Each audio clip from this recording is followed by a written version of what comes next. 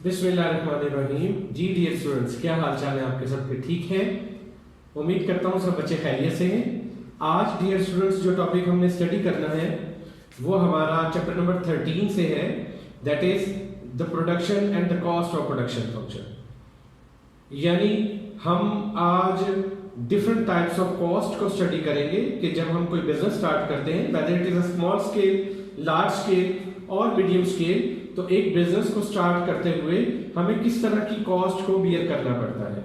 उससे पहले हम ये भी स्टडी करेंगे कि एक प्रोडक्शन फंक्शन क्या होता है, और जब कोई गुड या सर्विस को प्रोड्यूस करना होता है तो सबसे पहले उसका एक प्रोडक्शन फंक्शन बनाना जरूरी होता है। वही डिटरमिन करता है कि गुड्स और सर्विसेज की क्या मिकदार प्रोड्यूस होगी और उसको किस तरह तैयार किया जाएगा। फिर हम डिफरेंट टाइप ऑफ कॉस्ट को स्टडी करेंगे, उनकी ग्राफिकल रिप्रेजेंटेशन भी देखेंगे, और सबसे इंपॉर्टेंट चीज है स्टूडेंट्स कि आप उन ग्राफिकल रिप्रेजेंटेशन को भी याद रखेंगे, क्योंकि आने वाले नेक्स्ट तमाम लेक्चर्स में मेरी कॉस्ट ऑफ प्रोडक्शन के जो टॉपिक हैं वो हर चैप्टर में, हर लेक्चर में इंक्लूड होंगे। आने वाले तमाम लेक्चर्स में कॉस्ट ऑफ प्रोडक्शन के जो ग्राफ्स हैं वो यूज होना है। इसलिए डियर स्टूडेंट्स, आज का लेक्चर जो है वो डिपेंड करता है आपके आने वाले 6 लेक्चर्स पर, तो आप बहुत केयरफुली इनको पढ़ें, इन्हें तैयार करें, और इनमें जो भी प्रॉब्लम हो वो मेरे से with the passage of time discuss करें। तो बच्चों हम स्टार्ट करते हैं, और टॉपिक को स्टार्ट करते हुए मैं आपको जरा टॉपिक की डिटेल बता दूं कि हम पहले हिस्से में लेक्चर के कुछ डिफरेंट कॉन्सेप्ट्स पढ़ेंगे। वो डिफरेंट कॉन्सेप्ट्स क्या है, उसमें हम स्टडी करेंगे अपॉर्चुनिटी कॉस्ट, इसमें हम स्टडी करेंगे explicit cost and implicit cost. यहीं से हमारा नया टॉपिक निकलेगा अकाउंटेंट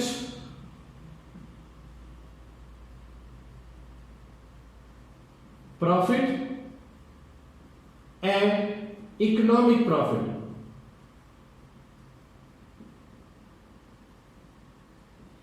तो बच्चों हम सबसे पहले जब अपॉर्चुनिटी कॉस्ट को देखेंगे तो अपॉर्चुनिटी कॉस्ट के जरिए हम सीखेंगे एक्सप्लिसिट कॉस्ट क्या होती है और इम्प्लिसिट कॉस्ट क्या होती है। एक्सप्लिसिट कॉस्ट और इम्प्लिसिट कॉस्ट के जरिए हम अपना नेक्स्ट जो कॉन्सेप्ट है वो अकाउंटिंग कॉस्ट और इकोनॉमिक कॉस्ट को मेजर करेंगे, और वहीं से हम निकलेंगे accounting profit and economic profit की तरफ। फिर हम मूव करेंगे स्टेप 2 की तरफ, और इनकी मदद से हम इन कॉन्सेप्ट्स को यूज करते हुए एक प्रोडक्शन फंक्शन को डिफाइन करेंगे कि प्रोडक्शन फंक्शन क्या होती है और उस प्रोडक्शन फंक्शंस के क्या रूल्स होते हैं और किन किन चीजों को प्रोडक्शन फंक्शन में इंपॉर्टेंस है, और लॉ ऑफ प्रोडक्शन क्या होता है ये भी स्टडी करेंगे। जब हम प्रोडक्शन फंक्शन को डिस्कस कर लेंगे तो हमें समझ आएगी एक फर्म क्या होती है, एक बिजनेस क्या होता है, उस बिजनेस की क्या रिक्वायरमेंट होती है। जब हम ये स्टेप 2 कंप्लीट कर लेंगे तो हम थर्ड स्टेप पर मूव करेंगे, और उसमें ये स्टडी करेंगे कि एक बिजनेस, एक फर्म का प्रोडक्शन फंक्शन बनाने के बाद जब हम गुड्स एंड सर्विसेज की प्रोडक्शन की तरफ आएंगे तो हमें वहां पर जो थर्ड स्टेप है वो यूज होगा different types of cost of production. कि जब हमने प्रोडक्शन फंक्शन सीखा, गुड्स की डिटर्मिनेशन की, small scale, medium scale, large scale, whatever, अब हम ये देखेंगे कि इन गुड्स एंड सर्विसेज को प्रोड्यूस कैसे करना है, इन पर किस तरह की लागत आती है। और ये कॉस्ट हम 2 तरह पढ़ेंगे बेटो, short run production function and long run production function. तो डियर स्टूडेंट्स, मैं अपना लेक्चर स्टार्ट करता हूं, और पहले मरहले में हम स्टेप 1 और स्टेप 2 सीखेंगे, प्रोडक्शन फंक्शन और डिफरेंट कॉन्सेप्ट्स। फिर हम नेक्स्ट लेक्चर में, नेक्स्ट वीडियो में मैं आपको इनकी कॉस्ट के बारे में सिखाऊंगा। तो बच्चों देखिए, सबसे पहले जो चीज आपको यहां पर बताई जा रही है वो है किसी भी फर्म का total revenue and total cost. इससे पहले यहां पर जो जिक्र है वो लॉ ऑफ सप्लाई का जिक्र है। लॉ ऑफ सप्लाई का जिक्र इसलिए है कि लॉ ऑफ सप्लाई में हमने स्टडी किया था firms are willing to produce and sell a greater quantity of a good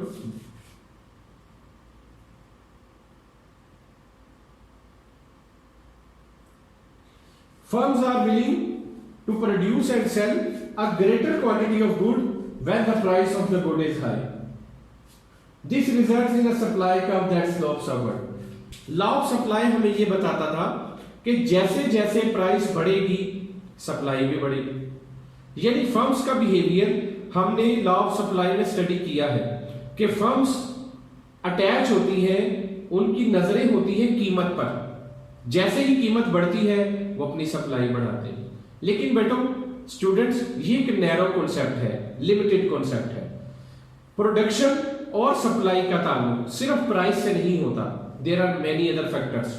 वो मैंने आपको सिखाए थे डिटर्मिनेंट्स में, कॉस्ट ऑफ प्रोडक्शन है, टेक्निक ऑफ प्रोडक्शन है। अब cost of production and techniques of production, उसके लिए यानी हमें अगर ब्रॉडर सेंस में स्टडी करना है तो हमें दो चीजों को और स्टडी करना पड़ेगा। Number one, cost of production जो आज के लेक्चर में पढ़ेंगे, और दूसरा टेक्निक ऑफ प्रोडक्शन, वो भी आज के जो हम लेक्चर है उसमें स्टडी करेंगे। It means we are moving to, इसे कहते हैं इंडस्ट्रियल ऑर्गेनाइजेशन। यानी हम एक ब्रॉडर सेंस में जाएंगे और इंडस्ट्रियल ऑर्गेनाइजेशन का कांसेप्ट स्टडी करेंगे कि प्राइस के अलावा भी बहुत सारे फैक्टर हैं जो मार्केट में सप्लाई को बढ़ाते भी हैं और कम भी करते हैं। तो लॉ ऑफ सप्लाई का कांसेप्ट देने के बाद हम आगे मूव करते हैं और यहां पर हम देखते हैं डिफरेंट कॉन्सेप्ट्स। देखिए स्टूडेंट्स, ये बड़े सिंपल से कॉन्सेप्ट्स हैं। हम देखते हैं टोटल रेवेन्यू क्या होता है। मैंने एक सिंपल सा फॉर्मूला भी लिख दिया, price into quantity. By total revenue we mean what I have sold at a particular price. मैंने 20 यूनिट 15 रुपए कीमत के हिसाब से फरोख्त किए तो मैंने कितने रेवेन्यू अर्निंग हासिल की, 15 मल्टीप्लाई बाय 20 दैट इज 300। ये देखें टोटल रेवेन्यू का फार्मूला।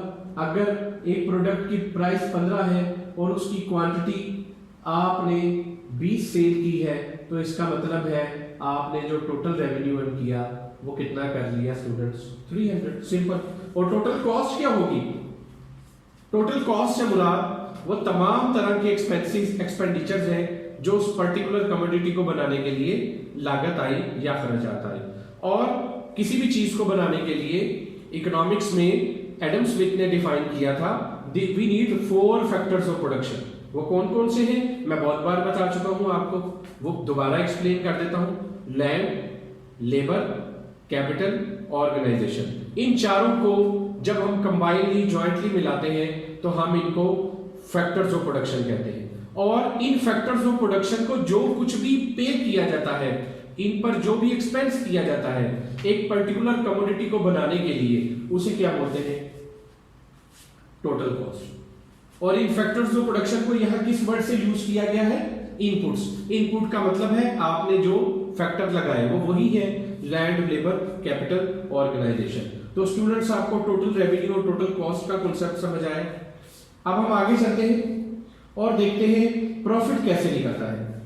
एक प्रॉफिट निकालने का बड़ा सिंपल सा कॉन्सेप्ट है, आपने जो रेवेन्यू लिया और जो अखराजात किए दोनों को माइनस करेंगे आपके पास प्रॉफिट आ जाएगा।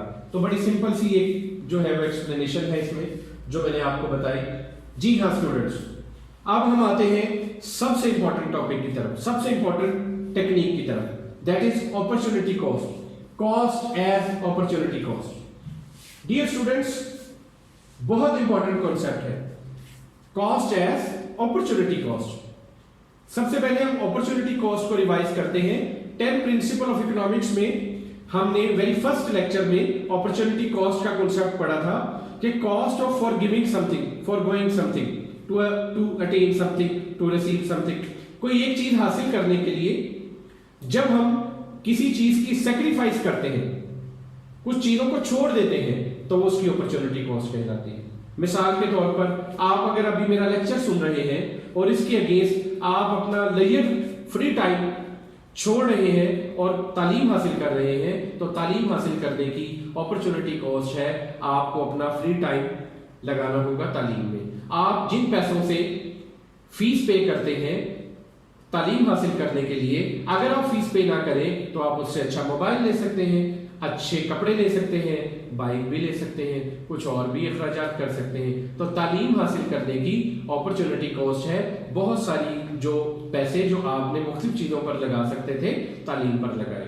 अब ये आपने डिसाइड करना होता है कि आपके लिए तालीम क्यों ज़रूरी है। तो अपॉर्चुनिटी कॉस्ट में बेस्ट पॉसिबल डिसीजन लिया जाता है, ऑप्टिमल डिसीजन लिया जाता है कि what the decision I am taking, it is the best optimal decision out of the decision that I am going to sacrifice. इसी तरह हर बिजनेस की भी एक अपॉर्चुनिटी कॉस्ट होती है। वो बिजनेस की अपॉर्चुनिटी कॉस्ट की मैं आपको सिंपल सी एग्जांपल देता हूं, आपकी बुक्स में भी कोटेड है।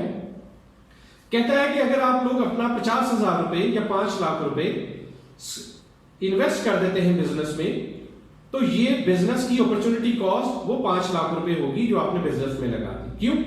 अगर आप उसको इन्वेस्ट ना करते, बिजनेस में ना लगाते, तो आप उसकी जगह उससे घर भी ले सकते थे, उससे हो सकता है गाड़ी ले लेते, या उससे हो सकता है अपनी जिंदगी के दूसरी लग्जरीज या कंफर्ट्स ऑफ लाइफ या नेसेसिटीज ऑफ लाइफ पूरी कर लेते। तो बिजनेस में पैसे लगाना उसकी अपॉर्चुनिटी कॉस्ट है। अब अपॉर्चुनिटी कॉस्ट होती है बेटा दो तरह की, जो मैंने आपको अभी शुरू में बताया। कौन कौन सी होती है? एक होती है इम्प्लिसिट कॉस्ट और एक होती है एक्सप्लिसिट कॉस्ट। ये दो cost as an economic student आपको समझना बहुत जरूरी है। अगर आप इन दो तरह की कॉस्ट को नहीं समझेंगे तो आप कभी भी अच्छे इकोनॉमिस्ट नहीं बन सकते। आप एक अच्छे इकोनॉमिस्ट के तौर पर एक एनालिसिस नहीं कर सकते डिफरेंट कॉन्सेप्ट्स को। आप एक्चुअल प्रॉफिट या लॉस नहीं निकाल सकते, क्योंकि बगैर एक इकोनॉमिस्ट के, एक अकाउंटेंट की और एक इकोनॉमिस्ट में मैं आपको डिफरेंट बताता हूं। एक अकाउंटेंट आपको प्रॉफिट शो करवा सकता है और वही डेटे से एक इकोनॉमिस्ट आपको लॉस भी शो करवा सकता है। आपको उससे ज्यादा होने वाला प्रॉफिट भी शो कर सकता है, उसका प्रॉफिट कम भी शो करवा सकता है। और रियल फैक्ट्स पर यही डिफरेंस सीखने के लिए आपको एक्सप्लिसिट कॉस्ट और इम्प्लिसिट कॉस्ट का डिफरेंस देखना होगा अपॉर्चुनिटी कॉस्ट में। तो देखिए बेटो, सबसे पहले मैंने आपको अपॉर्चुनिटी कॉस्ट याद करवाई। अब हम चलते हैं एक्सप्लिसिट कॉस्ट। एक्सप्लिसिट का मतलब होता है वाज़िया, नजर आने वाली। सॉरी, इसके लिए स्वाद से वर्ड निकला है, सॉरी, क्लियर, काउंटेबल, टेंजिबल। तो कहता है अ business expense that is easily identified and accounted for. जिन्हें आप काउंट कर सकते हो वो आपकी एक्सप्लिसिट कॉस्ट है। मसलन आपने बिल्डिंग का रेंट दिया, आपने वेजेस दी, आपने रॉ मटेरियल खरीदा, आपने लेबर रखी, आपने कमर्शियल जो आपके बिल्स हैं यूटिलिटी वो पे किए। सब अकाउंट हो सकते हैं ना, कैलकुलेट हो सकते हैं। ये सब एक्सप्लिसिट कॉस्ट है। इसकी एग्जांपल देखिए, wage expenses, rent of cost and the cost of materials. ये तमाम चीजें एक्सप्लिसिट कॉस्ट की डिफरेंट जो है वो एग्जांपल्स है। Now come to the implicit cost, intangible, ना नजर आने वाली कॉस्ट, ऐसी cost that can not be accounted for. A business expense that can not be easily identified and can not be accounted for. एक ऐसी लागत भी होती है जो आप अकाउंट नहीं करते, अकाउंट में नहीं लाते, और लेकिन एक्चुअली वो आपकी लागत में शामिल होता है। यही डिफरेंस निकलेगा। अकाउंटेंट सिर्फ कौन सी कॉस्ट मेजर कर सकता है? Explicit cost. जबकि एक इकोनॉमिस्ट एक्सप्लिसिट कॉस्ट भी मेजर करेंगे और इम्प्लिसिट कॉस्ट भी मेजर करेंगे। वो क्या है वो हम देखते हैं। तो बच्चों, इम्प्लिसिट कॉस्ट को देखें। The opportunity cost equal to one must give up in order to use factor of production which it already owns and thus does not pay rent for। एक सिंपल सी एग्जांपल लिखी है उसने कि कुछ ऐसे अखराजात हैं कि आप अपनी इनपुट में से कुछ ऐसी इनपुट्स, कुछ ऐसे एसेट अपने यूज के लिए इस्तेमाल कर लें और उसको किस पर ना दें और उसका क्या ना पे करें, रेंट पे ना करें। ये आपकी इम्प्लिसिट कॉस्ट है। कुछ ऐसी अपॉर्चुनिटी कॉस्ट जो बाहिर तो लग रही हो लेकिन उनको अकाउंट में न लाया जाए। फॉर एग्जाम्पल, आप अपनी वर्कशॉप पर खुद ही काम कर रहे और आप उसकी सैलरी विड्रॉ ना करें। आप अपनी बिल्डिंग को अपने बिजनेस के तौर पर यूज कर लें और उसका रेंट डिसाइड ना करें। आप इससे भी अच्छा ब्रॉडर सर्च देता हूं। फर्ज करें आप कहीं जाते हैं और आपको वहां पर एक महीने का 50,000 रुपया ऑफर है, लेकिन आप अपने बिजनेस को टाइम देते हैं और अपने बिजनेस को ग्रो करते हैं। और फर्ज करें कि आप अपनी सैलरी या कोई अमाउंट वहां पर लेते हैं 30,000 डिसाइड करते हैं। तो वो जो 20,000 का डिफरेंस है वो भी आपकी वो इम्प्लिसिट कॉस्ट है जो अकाउंटेंट कहीं भी मेजर नहीं कर सकेगा। अगर आपने अपनी बिल्डिंग जिस पर आप एकेडमी चला रहे हैं या स्कूल चला रहे हैं और उसका रेंट मेजर नहीं कर रहे, अकाउंटेंट इस चीज को मेजर नहीं कर सकेगा। ये तमाम तरह की कॉस्ट क्या कहलाती है बेटो? इम्प्लिसिट कॉस्ट कहलाती है। तो बच्चों उम्मीद करता हूं आपको एक्सप्लिसिट कॉस्ट और इम्प्लिसिट कॉस्ट समझ आई होगी। और अब हम मूव करते हैं इससे फर्दर एक और स्टेप की तरफ, और हम इन एक्सप्लिसिट कॉस्ट और इम्प्लिसिट कॉस्ट के जरिए अकाउंटिंग कॉस्ट और इकोनॉमिक कॉस्ट में डिफरेंस देखते हैं। तो वैसे तो आपको समझ आ गया होगा कि अकाउंटिंग कॉस्ट में सिर्फ कौन सी कॉस्ट काउंट की जाती है?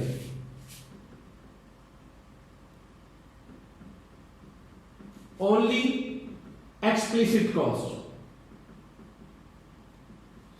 जबकि इकोनॉमिक कॉस्ट में दो तरह की कॉस्ट को काउंट किया जाता है, एक्सप्लिसिट कॉस्ट भी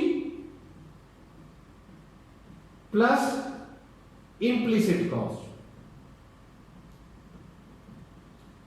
तो देखो बच्चों, अकाउंटेंट के पास सिर्फ वही अकाउंट करने के लिए है जो उससे नजर आ रहा है, जो आप उसे वाउचर ला कर दे रहे हैं। लेकिन एक इकोनॉमिक कॉस्ट है, इकोनॉमिस्ट कहेगा भाई इसके अलावा जो आप लोग ये एक्सपेंसेस कर रहे हैं इनको भी किसी जिम्मे में शुमार करें, तो इनकी भी कोई ना कोई वैल्यू डिटरमिन करें, और वैल्यू डिटरमिन करने के बाद उनको जब काउंट किया जाएगा तो हो सकता है आपकी कॉस्ट पहले से बढ़ जाए, हो सकता है कम हो जाए। इसे बोलते हैं स्टूडेंट इकोनॉमिक कॉस्ट। और यही से हम अपने स्टेप 1 का लास्ट चीज देखेंगे और वो है प्रॉफिट। यहीं से निकलेगा कि इकोनॉमिक प्रॉफिट क्या होता है और अकाउंटिंग प्रॉफिट क्या होता है। तो बच्चों प्रॉफिट का फार्मूला मैंने आपको बताया, total revenue minus total cost is equal to profit.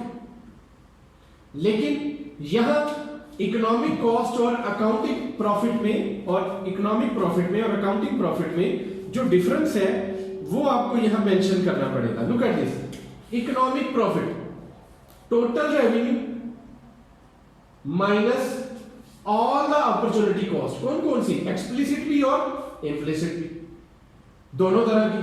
और अकाउंटिंग प्रॉफिट में क्या आएगा?